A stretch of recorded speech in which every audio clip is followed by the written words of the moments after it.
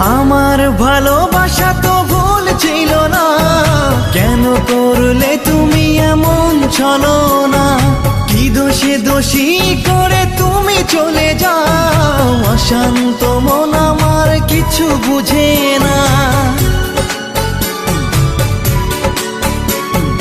প্রশ্ন করে দেখো তোমাকে তুমি, বুঝবে তাহলে আছে কেমন আমি।